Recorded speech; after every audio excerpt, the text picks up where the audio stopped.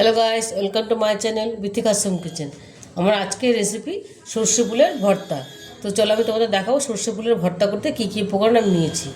এখানে দেখো এক বাটি সর্ষের ফুল আমি এরকম ফুলগুলো ছাড়িয়ে নিয়েছি, এরকমভাবে ছাড়িয়ে পরিষ্কার করে ধুয়ে রেখেছি। আমি এক বাটি নিয়েছি, তোমরা চাইলে বেশি নিতে পারো। নিয়েছি 1 চামচ সাদা সর্ষে, কাল সর্ষে দেওয়া যায়। নিয়েছি 3টে কাঁচা লঙ্কা, 2টো শুকনো লঙ্কা, একটু হলুদ গুঁড়ো, নুন আর সর্ষের তেল। চলো এবার রেসিপিটা শুরু করব। গ্যাসে আমি কড়াই বসিয়ে দিয়েছি। এরকম একটু করে সর্ষের তেল দিয়ে দেবো, একদম অল্প 1 চামচের মতো।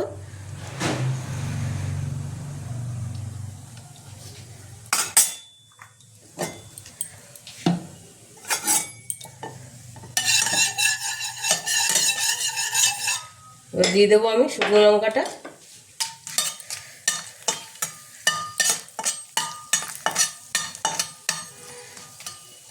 এবার আমি দিয়ে দেবো সর্ষে ফুলটা।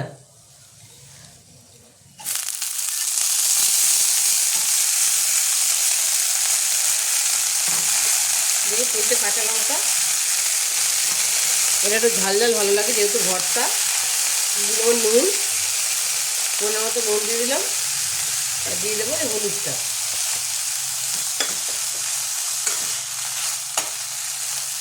এবার একটুখানি জল শুকানো পর্যন্ত আমি এটা নেড়ে নেব।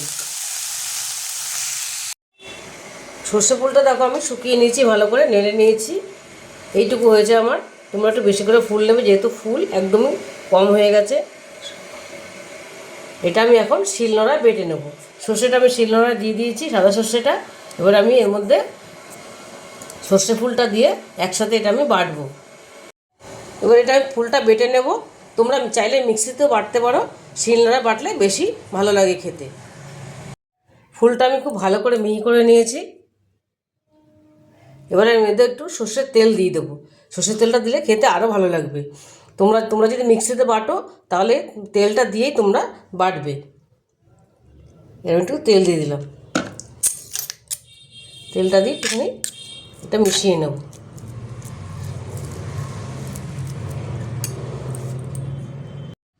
সর্ষে ফুলের ভর্তা আমার রেডি।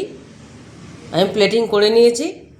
তোমরা একবার বাড়িতে বানিয়ে দেখো, ভীষণই ভালো লাগে খেতে এই রেসিপিটা। আশা করি তোমাদের ভালো লেগেছে। আর যদি রেসিপিটা তোমাদের ভালো লেগে থাকে তাহলে আমাকে লাইক, শেয়ার আর সাবস্ক্রাইব করতে ভুলবে না। টাটা।